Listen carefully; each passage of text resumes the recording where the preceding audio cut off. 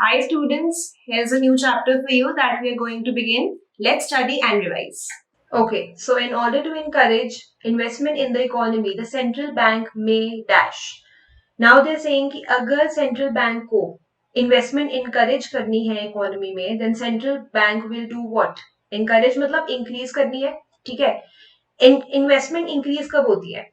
सबसे पहले हम चेक करते हैं कि इन ऑप्शंस में से कौन से ऑप्शंस कंप्लीटली रॉन्ग है.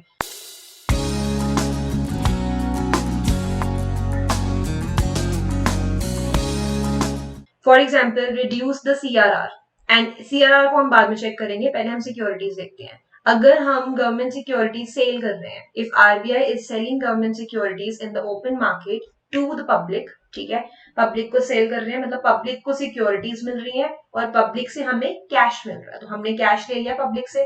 दैट मीन्स उस केस में मनी सप्लाई कम हो गई. अगर पब्लिक का कैश RBI के पास आ जाएगा तो money supply ultimately will reduce and उससे फिर डिमांड कम हो जाएगी और इन्वेस्टमेंट भी सब कुछ कम हो जाएगा क्योंकि मनी सप्लाई है ही नहीं, ठीक है, लोगों के पास मनी ही नहीं है, तो ये ऑप्शन तो रॉन्ग है.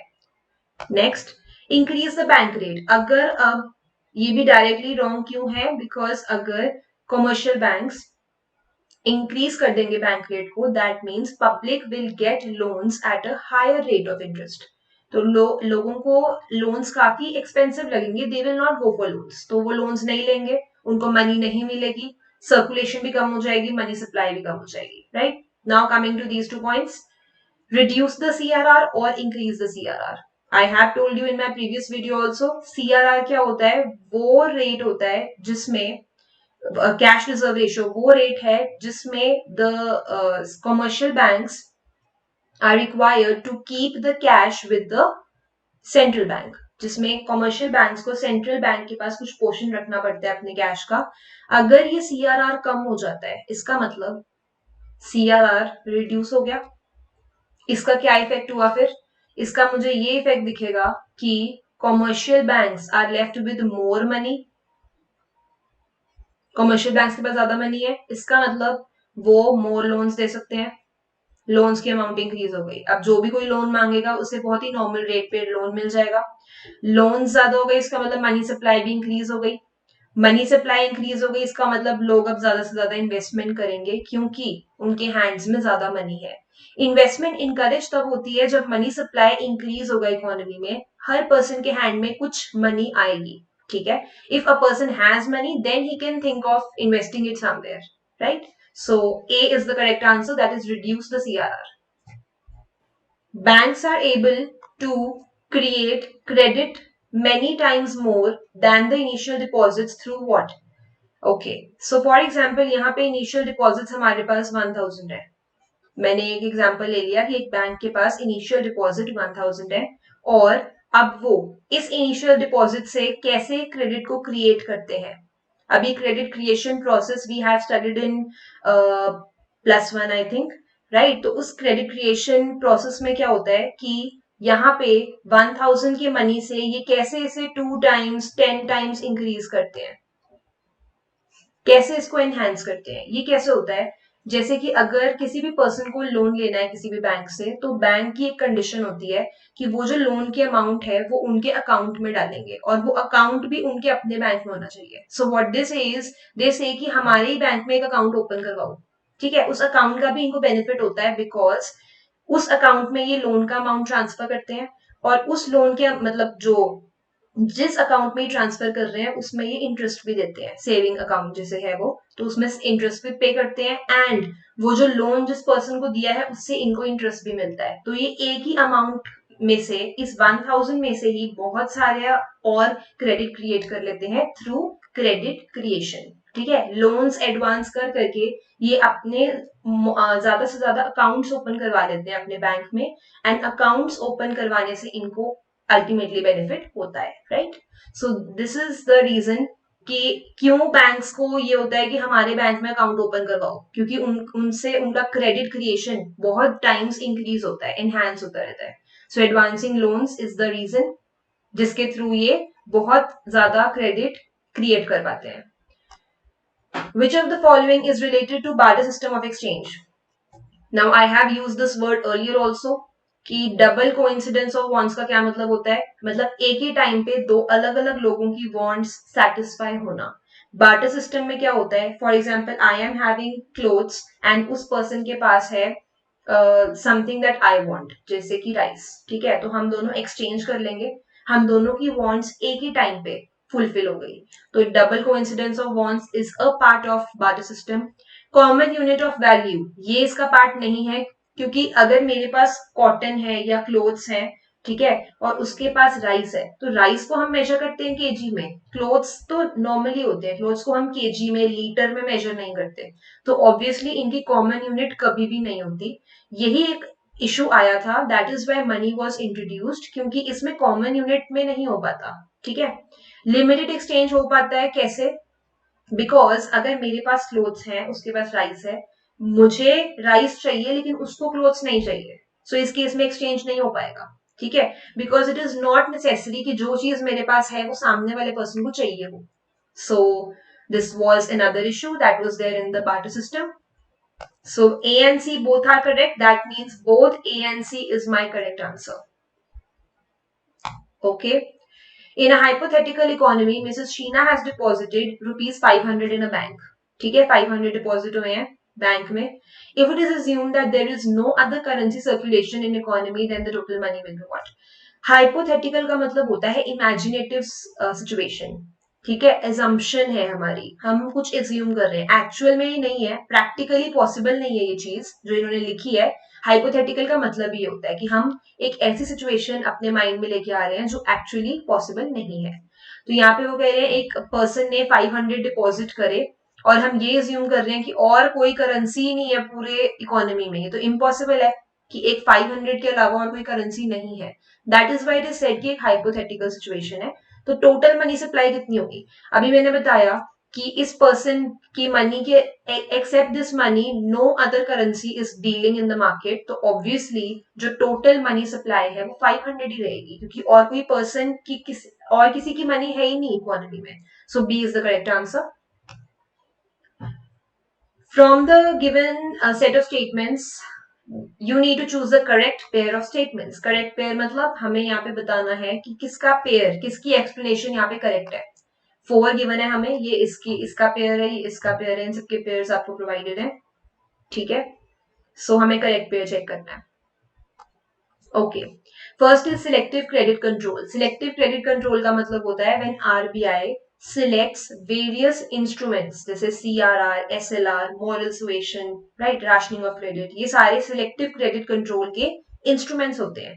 तो ये कोई रिक्वेस्ट नहीं है, तो ये तो हो गया रॉन्ग, ये रिक्वेस्ट नहीं होती, ये एक नॉर्मल प्रोसेस है जिसके through RBI controls the credit in the economy.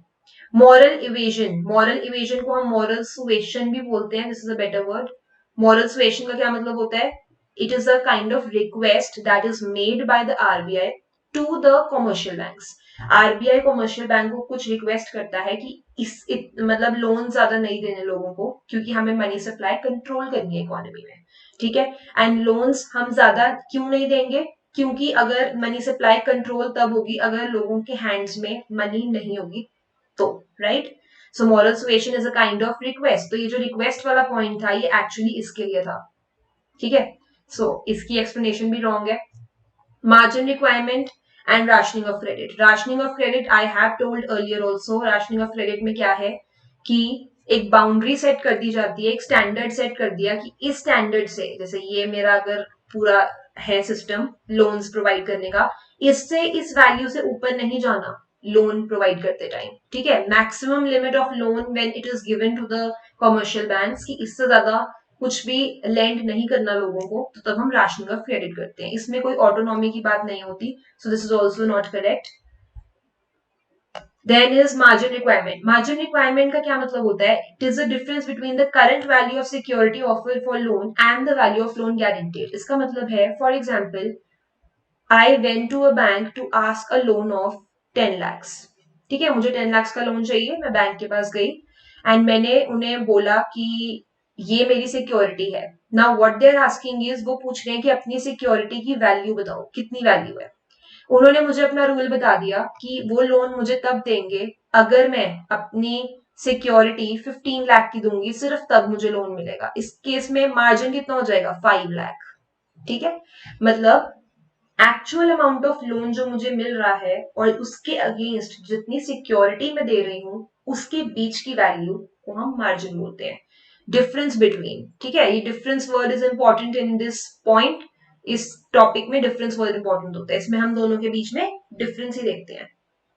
तो करंट वैल्यू ऑफ सिक्योरिटी और करंट वैल्यू ऑफ सिक्योरिटी क्या है 15 लाख और एक्चुअल लोन क्या है 10 लाख। तो 5 मेरी यहाँ पे मार्जिन रिक्वायरमेंट हो गई।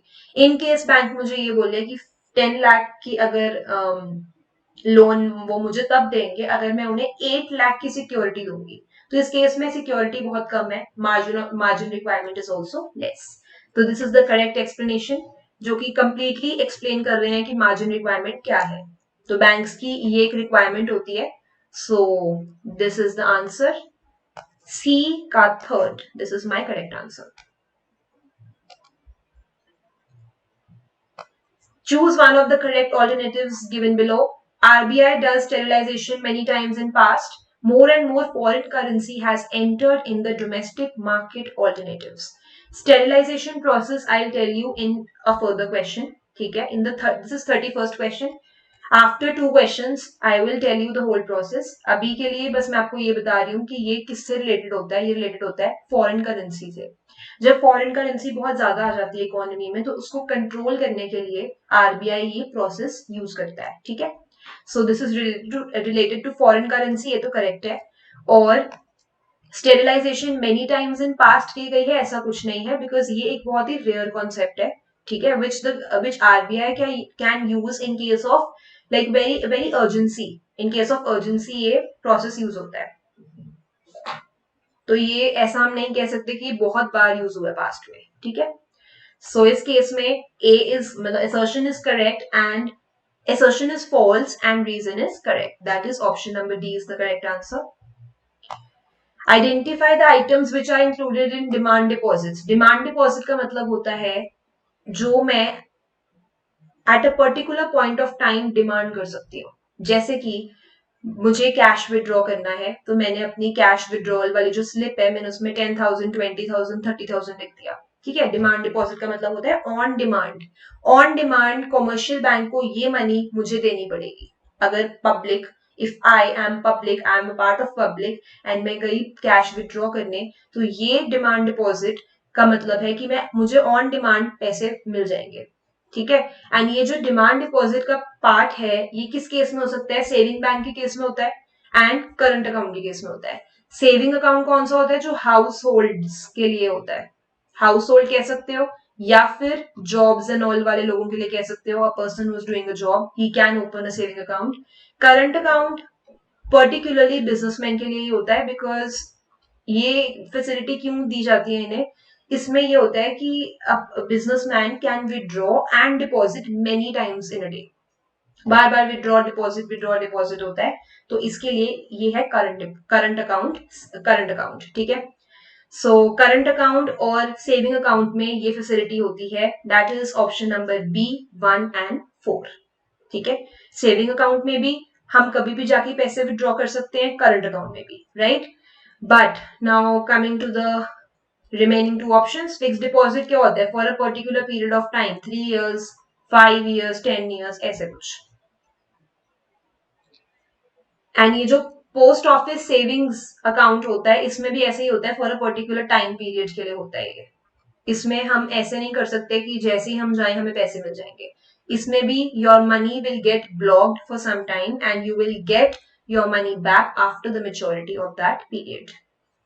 Okay, now this is the question I was talking about, जिसमें वो कह रहे हैं कि करेक्टली कौन सा ऑप्शन एक्सप्लेन कर रहा है स्टेरिलाइजेशन फंक्शन को। ठीक है, स्टेरिलाइजेशन फंक्शन कौन सा है, स्टेरिलाइजेशन फंक्शन का मतलब होता है फॉर एग्जाम्पल कोई ऐसी सिचुएशन आ गई इकोनॉमी में जब फॉरेन करेंसी ना बहुत ज्यादा इंक्रीज हो गई इकोनॉमी में, मतलब बहुत ज्यादा एफडीआई आती जा रही है, बहुत सारी फॉरेन की कंपनीज इंडिया में इन्वेस्ट कर रही हैं, उस केस में फॉरेन करेंसी बहुत हाई हो गई। ठीक है, अब फॉरेन करेंसी के हाई होने से क्या होगा, मनी सप्लाई इंक्रीज हो गई। ऑब्वियसली अगर फॉरेन करेंसी किसी भी टाइप की करेंसी अगर बहुत ज्यादा है इकोनॉमी में तो money supply will increase. Money supply will increase तो demand of the people will increase, क्योंकि लोगों के हाथ में बहुत सारी मनी है। डिमांड विल इंक्रीज, तो डिमांड मोर देन सप्लाई हो जाएगी, which will ultimately lead to inflation. Inflation result होगा इस चीज का, ठीक है। तो demand is more than supply और ये रिजल्ट करेगा इन्फ्लेशन में। अब यहाँ पे इशू क्या है, that RBI never wants the economy to be in a situation of inflation. RBI government, ये जो सारी अथॉरिटीज होती हैं, ये हमेशा डिस्करेज करती है इन्फ्लेशन को। They don't want their economy to be in inflation, कि इन्फ्लेशन नहीं होनी चाहिए, it's not good for the economy. That is why इस इन्फ्लेशन वाले सिस्टम को फिनिश करने के लिए या फिर बैलेंस करने के लिए they use the sterilization function. अब आरबीआई क्या करता है, जैसे ही उन्हें लगा कि फॉरेन करेंसी बहुत ज्यादा इंक्रीज हो रही है एंड अल्टीमेटली इन्फ्लेशन होने वाली है, तो वो क्या करेंगे, वो गवर्नमेंट सिक्योरिटीज को सेल करना स्टार्ट कर देते हैं। सेल क्यों करते हैं, क्योंकि सेल करने से मनी सप्लाई कम होती है। जैसे ही मैं सेल करूंगी पब्लिक को, पब्लिक से मैं मनी ले लूंगी, ठीक है, I will take their money, मैंने उनसे उनकी मनी ले ली and money supply will reduce. तो यहाँ पे क्या था, एक तरफ से मनी सप्लाई बहुत इंक्रीज हो गई थी फॉरेन करेंसी के थ्रू, और मेरे इस चीज से मनी सप्लाई कम हो गई। तो यहाँ पे क्या होगा, एक बैलेंस मेंटेन हो जाता है between the currency, money supply के बीच में एक बैलेंस हो जाता है। एक प्रोसेस ने बहुत इंक्रीज कर दिया मनी सप्लाई को, आरबीआई उसको बैलेंस करने के लिए, ये बेसिकली एक बैलेंसिंग फंक्शन है, ठीक है, बैलेंस करने के लिए वो सेल करना स्टार्ट कर देते हैं सिक्योरिटीज को। So this was the complete detail of this process, ठीक है, एक बैलेंस मेंटेन करते हैं। Let's read the other option also. Purchase और सेल गिवन है इसमें, ऐसा कुछ नहीं है, आपको ऑप्शन नहीं होता है यहाँ पे कि सेल करनी है परचेज, इसमें श्योरिटी है कि सेल ही होगी हमेशा। Then RBI assures individual account holder, इसमें कोई अश्योरेंस नहीं होता कि उन्हें उनके पैसे वापस मिल जाएंगे, ऐसा कुछ नहीं है। Then RBI holds the foreign exchange in its vault. Foreign exchange अगर वो अपने पास रख रहे हैं, उसको यूज कर रहे हैं, इसमें स्टेरिलाइजेशन का कोई फंक्शन नहीं है, क्योंकि sterilization is completely linked with balance word, ठीक है। Choose the correct statement about time deposit. अब टाइम डिपॉजिट क्या होता है, बेसिकली टाइम डिपॉजिट है FD, it is an example of time deposit. जैसे एफडी होती है फिक्स डिपॉजिट, इसमें क्या होता है, फिक्स डिपॉजिट के अगर मैं फैक्टर्स देखूं तो ये एक स्पेसिफिक टाइम पीरियड के लिए होते हैं, इसका टाइम पीरियड ऑलरेडी फिक्स्ड है, ठीक है, इसकी मेच्योरिटी डेट भी फिक्स्ड है। अगर आपने कभी कोई एफडी करवाई हो, उसकी डॉक्यूमेंट में आप देखोगे एवरीथिंग इज मेंशन्ड, आपकी एफडी जिस दिन हुई थी वो डेट भी मेंशन होती है, जिस दिन मेच्योर होगी वो डेट भी, rate of interest will be mentioned and for how many years it has been made, तो each and every information is there. तो एफडी में सब कुछ हमें प्रोवाइडेड होता है, every type of information. And one benefit of FD is कि FD में जो रेट ऑफ इंटरेस्ट होता है वो हमेशा सेविंग अकाउंट के रेट ऑफ इंटरेस्ट से ज्यादा होता है, तभी तो लोग प्रेफर करते हैं एफडी को, ठीक है। When ever I am having, suppose मेरे पास 10,000 रुपीज ऐसे ही पड़े हैं, ठीक है, I have no use of that money right now, तो मैंने डिसाइड करा कि मैं इसको एफडी में इन्वेस्ट कर दूंगी so that I can earn some interest for some years, है ना। सो यहाँ पे लिखा है pays less rate of interest than regular saving, this is completely wrong, क्योंकि एफडी हमेशा ज्यादा इंटरेस्ट देते हैं, interest rate. And it is an interest bearing bank account. Interest bearing bank account का मतलब होता है इसमें इंटरेस्ट मिलता है हमें, इसके पीछे इंटरेस्ट छुपा हुआ होता है, तो ठीक है, इंटरेस्ट होता है इसमें। एंड इसमें डेट ऑफ मेच्योरिटी भी फिक्स है, that I already told you कि मेच्योरिटी डेट यहाँ पे फिक्स होती है। So the correct answer is statement 2 is true and 1 is false. So this was a very basic concept, आपको वैसे भी पता होगा एफडी के बारे में। From where do the foreign investors exchange their foreign currency into rupee? Okay. Whenever a person wants to exchange his foreign currency into rupee, ठीक है, जैसे अगर कोई इन्वेस्टर आया है फॉरेन से, उन्हें हमारे इंडिया की करेंसी चाहिए, रुपी चाहिए, ठीक है, he is having dollars with him, तो वो कहां से एक्सचेंज करेंगे, आरबीआई। ये क्वेश्चन अगर आपको ना भी आता हो ना, you can just have an idea कि बाकी के जैसे रीजनल रूरल बैंक्स ये स्पेसिफिक हो गए कि किसी रीजन के लिए, कॉमर्शियल बैंक्स वैसे छोटे लेवल के होते हैं, government is not related to money and currency वाला portion is not related to the government, तो यहाँ पे वैसे भी आंसर आरबीआई ही बनेगा if you have a little bit knowledge of the money concept, right. What is true about the fiat money? Fiat money I have told you earlier कि fiat money में हम बेसिकली क्या क्या देखते हैं, एक तो होती है करेंसी, एक होते हैं इसमें कॉइन्स। कॉइन्स और करेंसी हमेशा होते हैं फिएट मनी में, ठीक है। तो फिएट मनी में मैंने ये चीज देख ली, करेंसी एंड कॉइन्स। और इसमें हम क्या मानते हैं कि ये वो वाली मनी होती है जो कि एक लीगल टेंडर मनी है, जो अपने आप में ही इनफ है, ठीक है। अगर मैं एक सिंपल नोट मुझे किसी ने भी दिया है, मैं वो नोट कहीं भी यूज कर सकती हूँ, ठीक है। It is legal everywhere wherever I use it. तो they have intrinsic value like gold silver coins, इसमें गोल्ड सिल्वर कॉइन्स को हम नहीं लेते, ठीक है। Demand deposit take as fiat money, इसमें हम डिमांड डिपॉजिट को हम नहीं मानते क्योंकि हम इसमें करेंसी और कॉइन्स को लेते हैं mostly. This is not completely wrong, but let's see the further options. It is called legal tender money as nobody cannot be refused to accept it. कोई भी पर्सन रिफ्यूज नहीं कर सकता कि वो इसको एक्सेप्ट ना करे, ठीक है। तो ये लीगल टेंडर मनी है, दिस इज करेक्ट। इसमें करेंसी नोट और कॉइन होती है, ये भी करेक्ट है। सो ऑप्शंस के अकॉर्डिंग मुझे ये दिख रहा है अब कि मुझे सी एंड डी ही सिलेक्ट करने पड़ेंगे because these are the best options. MCQs में one more thing you need to learn कि आपको बेस्ट ऑप्शन को सिलेक्ट करना पड़ता है। Sometimes all the options are correct, लेकिन फिर भी आपको एक ऑप्शन सिलेक्ट करना पड़ता है। तो उसमें हम क्या देखते हैं, बिल्कुल पर्टिकुलर वर्ड्स एंड लाइंस जो टॉपिक के बारे में लिखी हो जिस पॉइंट में, वो हमारा करेक्ट आंसर होता है। Calculate the value of money multiplier and the total deposit created if the initial amount is 700 lakh and LRR is 20%. अब LRR क्या होता है? LRR का मतलब होता है legal reserve ratio. Legal reserve ratio. Money multiplier का मतलब होता है कितनी बार मनी मल्टीप्लाई हो रही है। जैसे एक ही 1000 रुपीज कितनी बार मल्टीप्लाई हो रहे हैं थ्रू बैंक। क्रेडिट क्रिएशन जो प्रोसेस आपको मैंने पीछे थोड़ा सा समराइज किया था, उस क्रेडिट क्रिएशन प्रोसेस से हमारी मनी मतलब जो बैंक की मनी है वो कितनी बार कितने टाइम्स हो रही है, राइट। सो मनी मल्टीप्लायर का एक फॉर्मूला होता है, वो क्या है, दैट इज 1/LRR। ये हमारा बेसिक फॉर्मूला है मनी मल्टीप्लायर के लिए।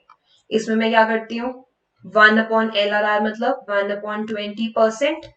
परसेंट को कैसे लिखते हैं हम, 100/100 हो गया। अब ये 100 will go to the numerator, answer will be 5, ठीक है। तो इसका मतलब ये तो मेरा 5 है। अब 5 तो दोनों में है।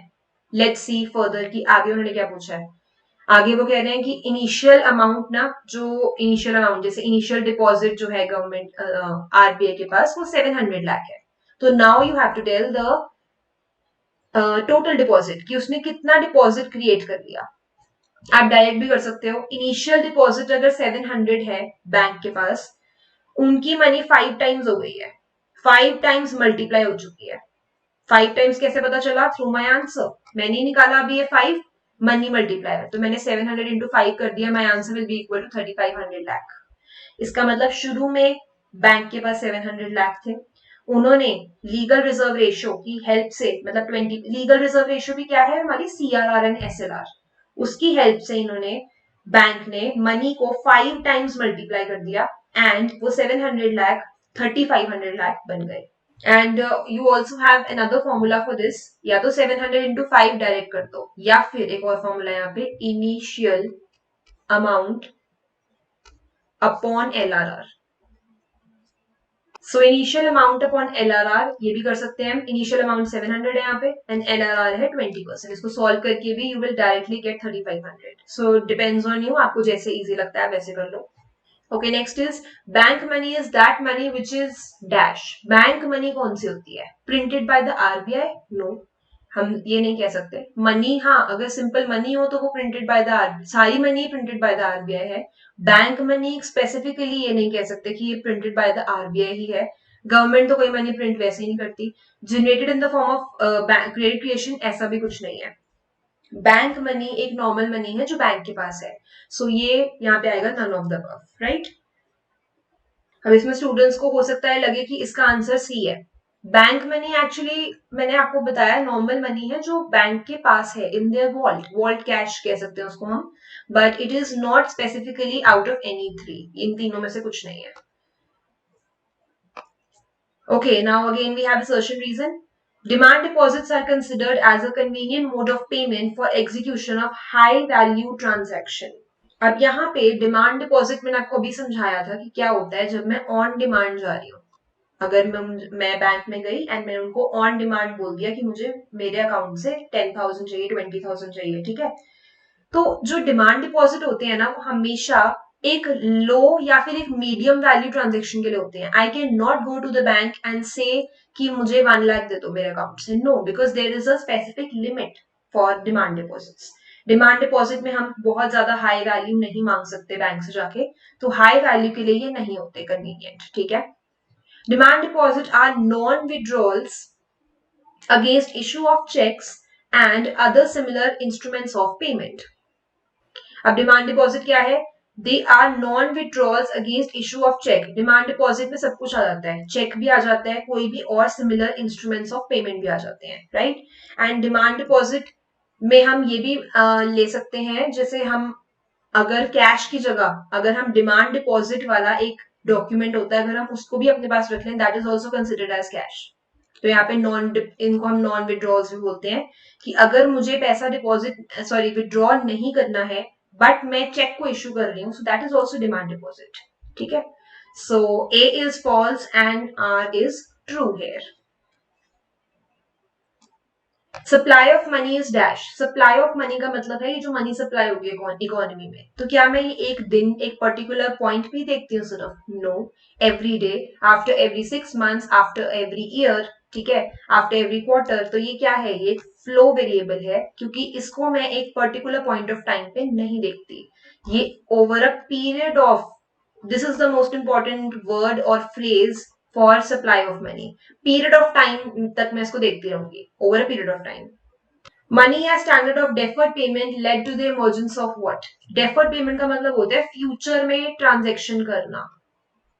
अभी सपोज मैंने बॉन्ड ले लिए, मैंने बॉन्ड्स में या शेयर्स में इन्वेस्ट कर दिया एंड मुझे उसका इंटरेस्ट तो फ्यूचर में मिलेगा ना. मुझे शेयर्स पे जो डिविडेंड है वो फ्यूचर में मिलेगा थोड़े टाइम बाद. If I am an equity share holder तो मुझे तब मिलेगा डिविडेंड जब कंपनी को प्रॉफिट होगा. तो ये फ्यूचर ट्रांजेक्शन है. तो मनी को हम स्टैंडर्ड मानते हैं डेफर्ड पेमेंट के लिए. ये जब डेफर्ड पेमेंट वाला सिस्टम आया तो धीरे धीरे फाइनेंशियल मार्केट्स भी आ गई, बिकॉज फाइनेंशियल मार्केट इसी में डील करती है जिसमें हम परचेज एंड सेल करते हैं ऑफ सिक्योरिटीज एंड समटाइम्स हमें लाइक पेमेंट भी हम बाद में कर सकते हैं या फिर हमें interest after some period of time receive होगा. ठीक है. सो फ्यूचर पेमेंट्स के लिए financial markets came into existence. Cash is taken as a part of money supply. Money supply का पार्ट कौन सा होता है? पार्ट. ओके. तो मनी सप्लाई में क्या क्या आता है? मनी सप्लाई में देयर आर मेनी थिंग्स. एक होता है टर्म डिपॉजिट, मतलब कि एफडी. जितनी ज्यादा एफडीज होंगी ठीक है उतनी मनी सप्लाई अच्छी है इकोनॉमी में. ग्रॉस डिमांड डिपॉजिट का मतलब है टोटल जो मनी है बैंक्स के पास, ठीक है, पब्लिक की टोटल. लेकिन इसमें ग्रॉस का मतलब है इसमें से कोई हमने सब्ट्रैक्शन नहीं करी है. मतलब इसमें से मैंने कोई सब्ट्रैक्शन नहीं करी जो मुझे किसी को पे करना है. किसी भी और बैंक का अगर मेरा कोई लाइबिलिटी है, ठीक है, किसी और बैंक से मैंने कोई बोरो करके रखी है अमाउंट, तो वो सब्ट्रैक्ट नहीं करी अभी मैंने. ग्रॉस मतलब टोटल. ठीक है. सिमिलरली नेट मीन्स सब्ट्रैक्ट कर दिया मैंने, ये टोटल था. नेट में आएगा टोटल में से मैंने अपनी सारी लाइबिलिटीज या कोई भी अमाउंट मैंने अगर किसी को रिटर्न करनी थी किसी भी बैंक को तो मैंने वो भी इंक्लूड कर दी. तो हर टाइप की demand deposit, every kind of deposits वो सब इंक्लूड होती हैं मनी सप्लाई में. So option number D is my correct answer, that is all. Main aim of commercial bank कौन सा होता है? Main aim provide service to the people. ये मेन तो नहीं है, सिर्फ सर्विसेज अगर देंगे तो वो तो एक नॉन प्रॉफिट ऑर्गेनाइजेशन भी देती है. So this is not the main function. Social welfare no, इसमें वो सोशली कोई वेलफेयर नहीं देखते, वो अपना प्रॉफिट ध्यान रखते हैं. They just want to earn more and more profit. The value of money multiplier is determined by the reserve ratio. ये अभी हमने पीछे क्वेश्चन कर लिया कि मनी मल्टीप्लायर का फॉर्मूला ही रिजर्व रेशियो पे होता है. तो मनी मल्टीप्लायर रिजर्व रेशियो से आती है. The process of credit creation directly relates to the value of reserve ratio. ये रिजर्व रेशियो है. तो क्या क्रेडिट क्रिएशन का जो प्रोसेस है वो डायरेक्टली रिलेटेड है रिजर्व रेशियो से? यस, कंप्लीटली रिलेटेड है, क्योंकि मैंने अभी जो 3500 जो मैंने लैक का क्वेश्चन अभी करवाया था आपको, उसके अंदर हमने क्या किया था, हमने इनिशियल को डिवाइड किया था लीगल रिजर्व रेशियो से। तो रिजर्व रेशियो पे मेरी टोटल डिपॉजिट कंप्लीटली डिपेंडेंट होती है।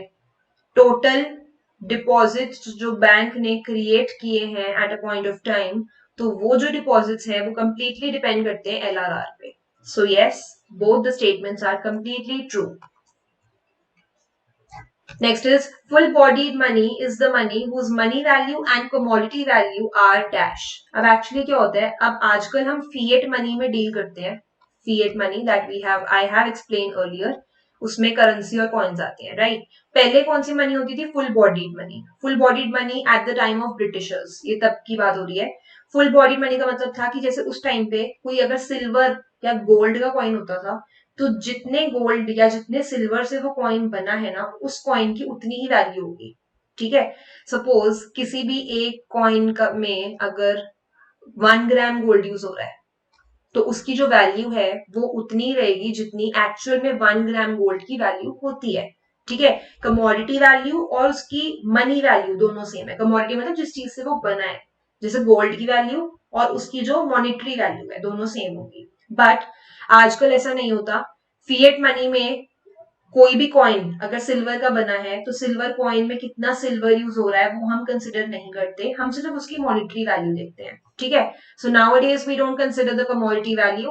Eight that time full bodied money was taken as equal, ठीक है, in which both the monetary value and commodity value were equal.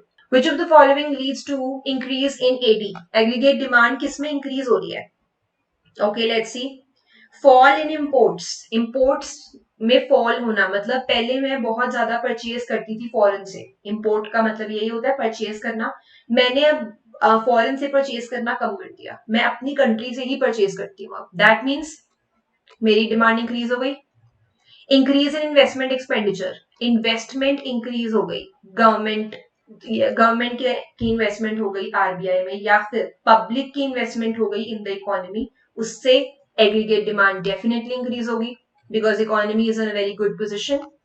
Increase in government expenditure, अगर government ज्यादा से ज्यादा एक्सपेंडिचर कर रही है in the infrastructure of the economy या किसी भी चीज में, अगर एक्सपेंडिचर ज्यादा है गवर्नमेंट का, then it will lead to increase in aggregate demand. So my answer is option D, that is all of above.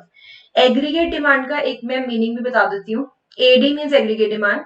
Aggregate demand का मतलब होता है डिमांड ऑफ फुल इकोनॉमी, पूरी इकोनॉमी की डिमांड की बात हो रही है यहाँ पे। दैट इज वाई डिमांड जो AD होता है ना, उसे हम मैक्रो कॉन्सेप्ट बोलते हैं, ठीक है। मैक्रो कॉन्सेप्ट क्यों बोलते हैं? क्योंकि मैक्रो का मतलब होता है in which we take full economy into account. सिर्फ एक दो इंडिविजुअल्स की बात नहीं हो रही है, पूरी इकोनॉमी की बात हो रही है। Okay, next is out of the following which is the primary function of money supply? We have total 3 functions of money supply. हमारे पास 3 फंक्शंस होते हैं मनी सप्लाई के। First is medium of exchange, money के कह लो या money supply के कह लो, 3 फंक्शंस होते हैं। सबसे पहला तो मनी एक मीडियम ऑफ एक्सचेंज की तरह होता है, जिसमें मैं कोई कमोडिटी लेती हूँ और मनी दे देती हूँ उसके against, right. Next is unit of account. Unit of account का मतलब होता है कि यहाँ पे एक स्टैंडर्ड यूनिट होती है मनी की, हम उसको यूज करते हैं, ठीक है। यहाँ पे कोई वो नहीं है कि हमारी यूनिट्स चेंज हो रही हैं, मनी की एक ही यूनिट है and the transactions will be taking place using that unit only, ठीक है। अच्छा, थर्ड क्या होती है? Store of value.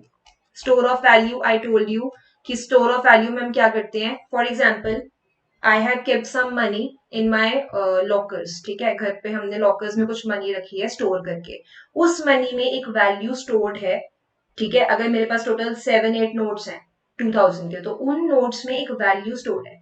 मैं कभी भी जाके उस वैल्यू को यूज कर सकती हूँ, कुछ भी मैं परचेज करूंगी तो वो वैल्यू मैं यूज कर सकती हूँ, ठीक है। तो मनी के अंदर एक वैल्यू हमेशा स्टोर्ड होती है। So this is store of value. Measure of value का मतलब है कि ये मेजरमेंट कॉन्सेप्ट है। इसके थ्रू हम वैल्यू को मेजर कर सकते हैं। जैसे अगर मैं कोई चीज परचेज कर रही हूँ तो उसकी क्या वैल्यू है वो मैं कैसे मेजर करूंगी, through money only, money terms में ही हम करते हैं। बेसिस ऑफ क्रेडिट ये भी ठीक है कि अगर हम, ये एक्चुअली प्राइमरी फंक्शंस नहीं है, these are just the characteristics और the secondary functions, right. Basis of credit का मतलब है अगर मैं किसी को लोन दे रही हूँ तो मैं मॉनेटरी टर्म्स में ही लोन देते हैं हम, सो this is basis of credit. Transfer of value, इसमें क्या है कि अगर मैं मनी को किसी को दे रही हूँ, जैसे मैंने उनसे कुछ परचेज करा किसी पर्सन से और मैं उसे मनी दे रही हूँ, इन रिटर्न फॉर दैट तो मैं यहाँ पे वैल्यू को ट्रांसफर कर रही हूँ, ठीक है। मुझे जो चीज मिली मैं उस वैल्यू के अगेंस्ट मनी ट्रांसफर कर रही हूँ, this is transfer of value, this is a secondary function. तो प्राइमरी फंक्शंस में एक यही आता है out of the given options, that is option number A.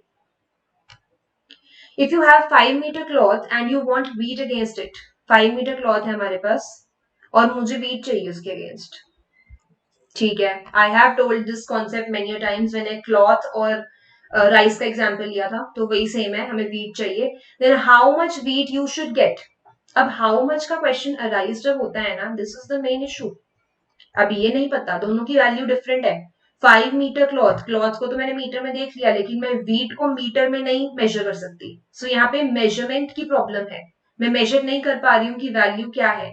Which drawback of barter exchange is highlighted, medium of exchange नहीं, medium of exchange में issue नहीं आ रहा है। यहाँ पे मेन इशू किसमें आ रहा है कि मैं वीट को मेजर कैसे करूं, मीटर में तो कर नहीं सकती, ठीक है। सो सी इज द करेक्ट ऑप्शन कि वीट को मेजर करने के लिए मेरे पास एक वैल्यू नहीं है बार्टर सिस्टम में, सो this is measure of value. इसमें वैल्यू स्टोर्ड भी नहीं रहती, मैं संभाल के नहीं रख सकती हूँ इसको, एक ही टाइम पे पूरी ट्रांजेक्शन कंप्लीट हो जाती है, ठीक है। और ये भी हो सकता है कि अगर मेरे पास सपोज राइस है तो हो सकता है उसको कोई ले ही ना, हो सकता है नो पर्सन नीड्स राइस, तो इसका मतलब इसमें कोई भी वैल्यू स्टोर्ड है ही नहीं। पर मनी में हमेशा वैल्यू स्टोर्ड रहती है। Medium of exchange, medium of exchange यहाँ पे मुश्किल हो जाती है, because sometimes what I need this person does not need. Suppose मेरे पास अगर राइस है और उसके पास अगर वीट है, कुछ भी है, तो मुझे अगर जो चीज चाहिए, इट इज पॉसिबल कि उसे वो चीज नहीं चाहिए हो, right. So option number C is the correct option. Now coming to the next option, we have two statements और हमें यहाँ पे करेक्ट ऑल्टरनेटिव चूज करना है for increase in repo rate, कि अगर रेपो रेट इंक्रीज हो रहा है तो क्या होगा इकोनॉमी में। Repo rate means the rate at which central bank gives loans to the commercial bank. तो रेपो रेट अगर इंक्रीज हो गया तो क्या होगा, सेंट्रल बैंक ज्यादा रेट पे दे रहा है लोन कमर्शियल बैंक को, इसका मतलब कमर्शियल बैंक भी रेट अपने इंक्रीज कर देंगे, कॉमर्शियल बैंक्स का रेट भी इंक्रीज हो गया, इसका मतलब लोन लोग प्रेफर नहीं करेंगे, loans will not be preferred because now loans are expensive. लोग ये मानेंगे कि हम लोन्स अब नहीं लेंगे, ठीक है। सो लोन्स नहीं लेंगे, that means money supply will decrease, ठीक है। सो अल्टीमेटली रेपो रेट के इंक्रीज करने से, रेपो रेट के इंक्रीज होने से मनी सप्लाई डिक्रीज हो गई। सो option number 2 is correct and option number 1 is false. Which of these is not a function of central bank? Central bank का कौन सा फंक्शन नहीं है, accepting deposits of journal public. Okay, journal public के जो deposits accept करते हैं वो कौन है, वो कमर्शियल बैंक एक्सेप्ट करते हैं। आई already told you that reserve bank of India does not deal directly with the journal public, वो कमर्शियल बैंक से डील करते हैं और कमर्शियल बैंक पब्लिक से डील करते हैं। तो ये जो फंक्शन है ये सेंट्रल बैंक का नहीं है। Let's check the other functions. Currency authority होता है फंक्शन, बैंकर्स बैंक भी होता है फंक्शन, नन भी नहीं आ सकता यहाँ पे। सो option number A is the correct answer. So this was all from this topic. I'll see you again in the next video.